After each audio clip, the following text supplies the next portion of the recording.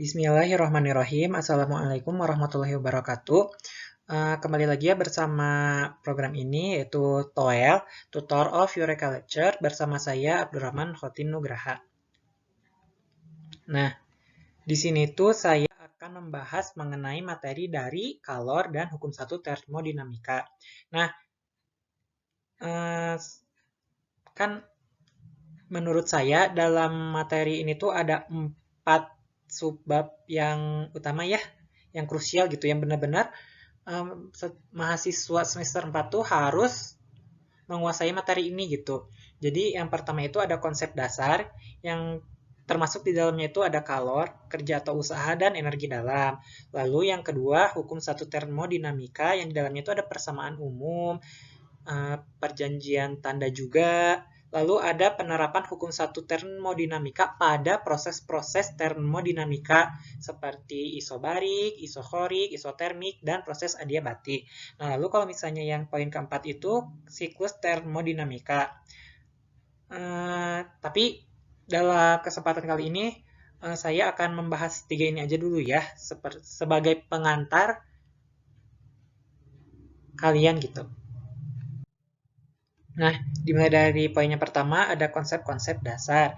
Nah, konsep-konsep dasar pada materi ini tuh sebenarnya ada 3 properti ya. Bilangnya kalau di termodinamika itu kalau nggak salah ada yang namanya kerja, kalor, dan energi dalam.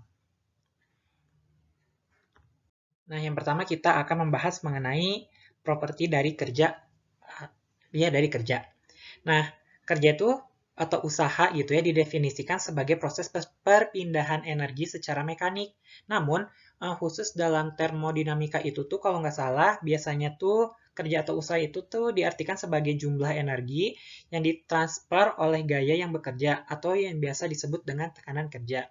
Nah, persamaan matematis dari kerja atau usaha dalam termodinamika itu W sama dengan integral dari VI ke VF P dV. Nah, kalau misalnya dibuka gitu ya integralnya itu, jadi W sama dengan P dalam kurung delta V sama dengan P VI final dikurangi VI gitu ya. Nah, kapan sih kita menggunakan rumus yang integral dan kapan kita menggunakan rumus yang bawahnya gitu, yang integralnya udah dibuka. Nah, sebenarnya kedua rumus ini tuh sama aja gitu nanti di hasilnya, tapi kalau misalnya dalam soalnya tuh dalam bentuk diagram gitu. Nah, kalau misalnya dalam bentuk diagram itu lebih mudah untuk menggunakan yang persamaan menggunakan integral. Sedangkan kalau misalnya soalnya itu uraian gitu, itu tuh lebih mudah yang pakai delta ini gitu. Jadi kembali lagi ke soalnya gitu. Biasanya maunya yang mana gitu. Itu soalnya tuh apakah soalnya berbentuk diagram atau grafik gitu ya biasanya, atau soalnya tuh berbentuk uraian. Nah, lanjut. Yang kedua itu ada kalor gitu ya, properti kedua itu.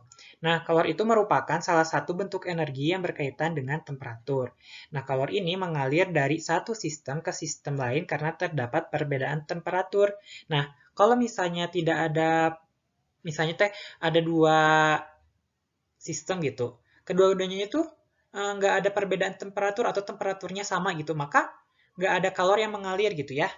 Nah, persamaan dari kalor itu kan Q sama dengan M integral dari temperatur I ke temperatur finalnya C dt gitu ya.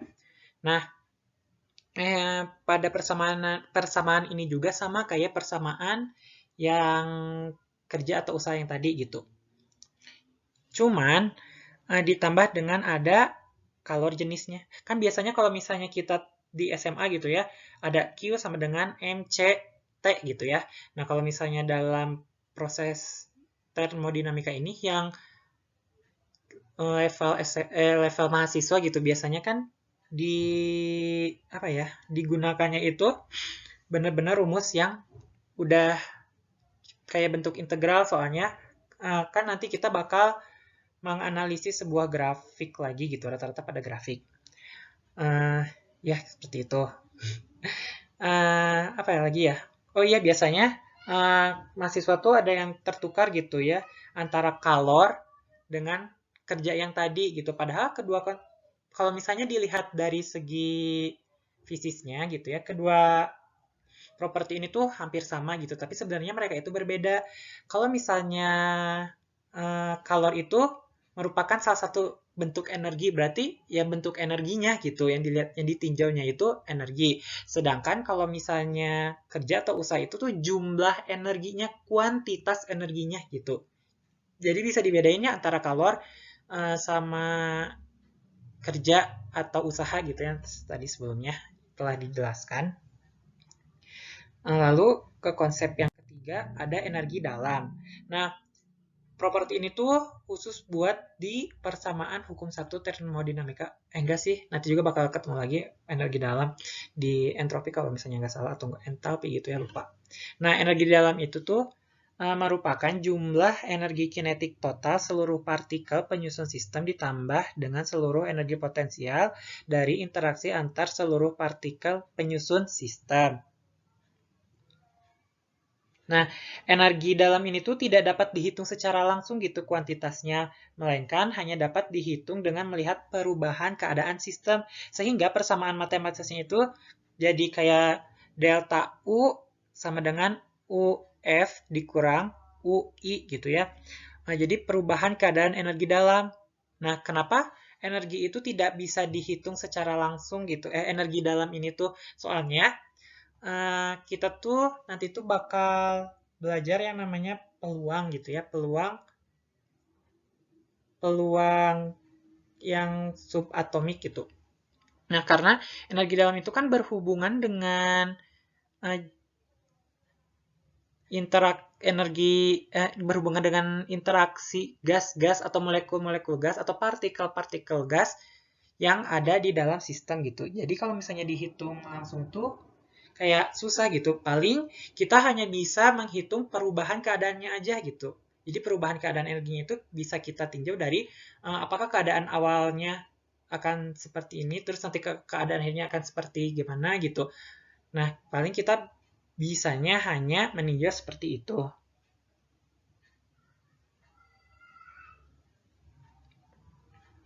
Nah, terus kita lanjut ke hukum kedua ke poin kedua hukum satu termodinamika. Nah, eh, hukum satu termodinamika itu tuh bunyinya perubahan energi dalam atau delta U itu dari sebuah sistem hanya bergantung pada transfer panas ke dalam sistem dan kerja yang dilakukan oleh sistem. Namun dia juga tidak bergantung pada proses terjadinya. Nah, maksudnya itu kayak ya energi dalam dari sebuah sistem itu tuh hanya bergantung pada panas atau enggak kerja yang dilakukan oleh sistem tersebut. Nah, jadi kita memandangnya hanya sebagai sistem kalor dan sistem kerja gitu ya. Kayak gitu. Nah, jadi kita tidak tidak memandang apa ya, tidak memandang prosesnya akan seperti apa gitu. Misalnya prosesnya bisa mencair kah atau menyublim dan lain-lain itu tidak dilihat. Tapi yang kita lihat fokus utama dari hukum satu termodinamika ini tuh hanya melihat panas dan kerja. Nah, persamaan umumnya itu jadi perubahan energi dalam sistem sama dengan kalor dikurangi dengan kerja atau usaha. Nah, terdapat jadi tanda ini tuh yang kurang itu tuh sebenarnya ada perjanjian tanda ya. Perjanjian tandanya tuh, nah seperti ini perjanjian tandanya. Nah, misalnya ini sistem. Sistem itu yang kita amati ya, dan lingkungannya itu di luar sistem. Nah, kita lihat dulu dari tanda pada kalor atau Q. Nah, Q itu bertanda positif apabila kalor masuk ke dalam sistem atau sistem menerima kalor, sehingga suhu si sistemnya itu naik gitu ya. Nah, sedangkan kalor itu bertanda negatif apabila kalor keluar ke dalam sistem atau sistem melepaskan kalor. Nah, lalu ada yang terus kita tinjau pada kerja gitu ya. Aduh, ini maaf, salah. Belum diganti. Nah, jadi pada kerja atau W itu kebalikannya dari Q. Kan kalau misalnya Q bernilai positif itu ketika si sistemnya itu menerima kalor kan. Nah, sedangkan kalau misalnya W-nya itu positif, yaitu usaha yang dilakukan oleh sistem gitu ke lingkungan. Lalu kalau misalnya sebaliknya, kalau misalnya W-nya bernilai negatif, berarti usaha yang diberikan kepada sistem. Jadi ya lingkungan itu memberikan usaha kepada sistem gitu. Nah, itu sistem tuh pasti bakal terjadi perubahan temperatur gitu ya. Soalnya kan yang di sini yang ditinjau utama dari hukum satu termodinamika itu adalah temperatur sistem. Gitu. Nah, lalu bagaimana sih penerapan hukum satu termodinamika itu tuh gitu.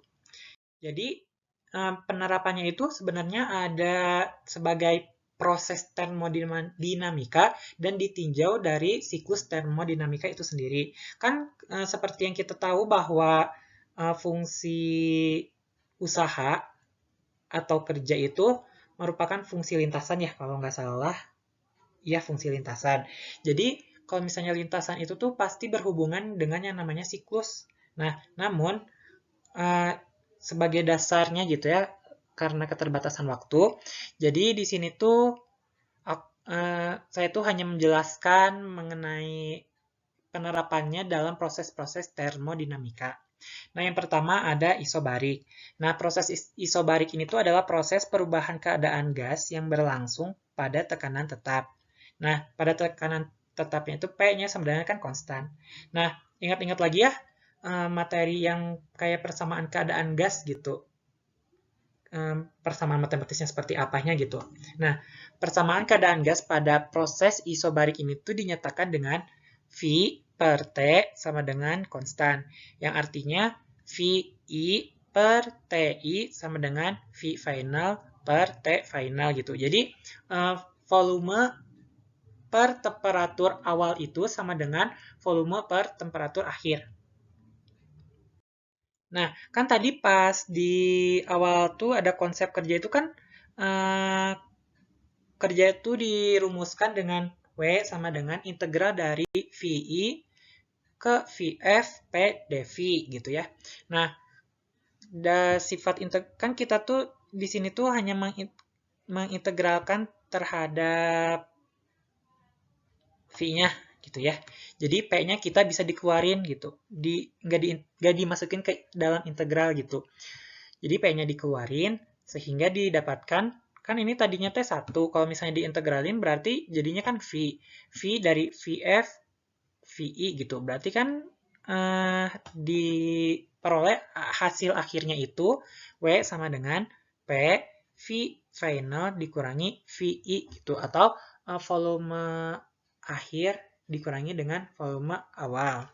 Nah, lanjut ke persamaan kalor.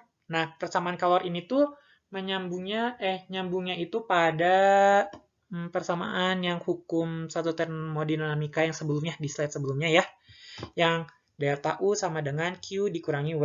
Nah, kalau misalnya kita ingin mencari Q-nya berarti Q itu sama dengan delta U ditambah W kan. Nah, sedangkan W pada keadaan isobarik ini tuh kita udah dapat nih W-nya. W-nya itu nilainya P VF per VV gitu. Jadi kita tinggal masukin aja. Jadi persamaan kalornya itu persamaan kalor pada proses isobarik itu sama dengan Q delta U ditambah P VF dikurangi VI gitu. Lanjut ke proses yang kedua, yaitu isochorik. Nah, isochorik itu tuh adalah proses perubahan gas pada keadaan volumenya yang tetap, atau V-nya sama dengan konstan. Nah, persamaan keadaan gas pada proses isochorik itu dinyatakan dengan P per T sama dengan konstan. Artinya, P per T awal harus sama dengan P per T akhir gitu. Nah, persamaan kerja atau usaha pada proses isochorik ini tuh 0 ya. Kenapa 0? Karena kan namanya juga tadi isochorik, berarti V-nya itu konstan. Berarti kalau misalnya V-nya konstan, berarti nggak ada perubahan volume kan ya. Jadi perubahan volumenya itu atau dV-nya atau dou V-nya itu sama dengan 0. Sehingga usahanya juga 0 gitu. Nah, karena usahanya 0, berarti persamaan kalor pada proses isokorik itu sama dengan persamaan kalornya itu sama dengan perubahan energi dalam gitu pada sistem tersebut atau delta U gitu. Lanjut, yang proses ketiga itu ada isotermik termik. Berarti suhunya tetap atau delta T-nya sama dengan konstan. Jadi PV sama dengan konstan, artinya PV awal sama dengan PV akhir. Nah, persamaan kerja atau usaha pada proses isotermik ini tuh kan ingat lagi ya yang rumus persamaan gas ideal yang PV nRT atau PV nKT gitu ya. Nah, kalau misalnya di sini saya tuh pakai yang PV sama dengan nRT. Nanti kalian juga bisa mencoba gitu menurunkan yang PV sama dengan nKT-nya gitu. Nah, jadi P-nya itu atau tekanannya itu berarti rumusnya nRT per V gitu ya. Nah, kita masukkanlah ke rumus yang ini P-nya. Nah, yang rumus usaha W sama dengan kan tadi usahanya itu, rumus usaha itu kan V integral dari VI ke V final gitu, P dV. Nah, P-nya itu ganti jadi nRT per V dV. Nah, nRT-nya kan kita bisa keluarin gitu ya, soalnya kita mau mengintegralkan terhadap V atau terhadap volumenya. Jadi nRT VI integral ke VF 1 per F dV. Nah, kalau misalnya udah ketentuannya ya, kalau integral yang 1 per atau 1 per X misalnya teh, berarti ln X, 1 per Y, berarti ln Y. Berarti kalau misalnya ini 1 per V atau 1 per volumenya, berarti ln V ya. Nah, ln V ke VF, VI gitu. Tinggal dimasukin. Nah, sehingga dapat nRT ln V final dikurangi ln VI. Jadi, rumus kerja atau usahanya kita bisa dituliskan lagi nRT ln VF per VI. Nah, kenapa ini jadi ln dalam kurung VF per VI? Karena ln VF dikurangi ln VI itu sifatnya itu hampir sama kayak logaritma. Ya, emang mirip sih logaritma sama ln gitu. Nah, jadi sifat yang logaritmanya itu kan misalnya teh log X dikurangi log Y, berarti kan log dalam kurung X per Y gitu ya. Berarti ini juga sama, apa sih namanya? Ln juga sama. Jadi misalnya teh ln VF dikurangi ln VI itu sama dengan ln dalam kurung VF per VI. Jadi persamaan kalor pada proses isotermik itu Q-nya sama dengan W gitu ya. Nah, energi dalamnya kemana? Ya, energi dalamnya itu 0. Kenapa 0? Karena temperaturnya kan sama gitu. Nggak ada perubahan temperatur gitu dari keadaan awal sampai keadaan akhir. Jadi energi dalamnya itu bernilai 0 gitu ya. Kalau misalnya yang sebelumnya kan W-nya kan 0. Sekarang energi dalamnya 0 karena tidak ada perbedaan antara temperatur awal dengan temperatur akhir. Sehingga Q-nya itu sama dengan 0. Nah, lalu ada proses yang keempat atau yang terakhir gitu ya, yaitu proses adiabatik. Nah, proses adiabatik itu merupakan proses perubahan keadaan gas yang berlangsung tanpa ada kalor yang masuk atau yang keluar dari sistem. Jadi, Q in sama dengan Q out-nya itu sama dengan 0. Nah, persamaan keadaan gas pada proses adiabatik itu dinyatakan dengan Pi I VI pangkat gamma sama dengan PF VF pangkatnya gamma. Jadi gammanya itu sama dengan kapasitas kalor pada tekanan tetap atau CP per kapasitas kalor pada keadaan volumenya tetap atau CV gitu ya. Nah, dalam proses adiabatik itu nggak ada yang namanya persamaan kalor. Kan tadi udah dijelasin kalau misalnya adiabatik itu maupun kalor yang masuk atau yang keluar bernilai 0. Sehingga berarti dalam sistem tersebut hanya berlaku kerja atau usaha gitu ya untuk menaikkan suhu gitu. Nah, persamaan kerja atau usaha pada proses adiabatik ini tuh ada dua ya. Ada yang dari persamaan keadaan gas tadi yang ada gamanya, dan ada yang menurut hukum satu termodinamika. Nah, kalau misalnya pada yang berasal dari persamaan keadaan itu tuh usaha atau kerjanya itu 1/1 dikurangi gamma P final V final itu dikurangi PI VI gitu, atau tekanan awal volume awal dikurangi tekanan akhir volume akhir dikurangi tekanan awal volume awal gitu. Nah, sedangkan kalau misalnya persamaan atau kerja pada proses adiabatik yang berasal dari persamaan kalor, kan yang hukum satu termodinamika itu yang delta U atau energi dalamnya itu sama dengan Q dikurangi W atau kalor dikurangi dengan kerja atau usaha. Nah, sedangkan tadi tuh Q-nya itu kan 0 ya, penjelasan sebelumnya. Jadi persamaan kerja atau usahanya itu sama dengan minus delta U gitu.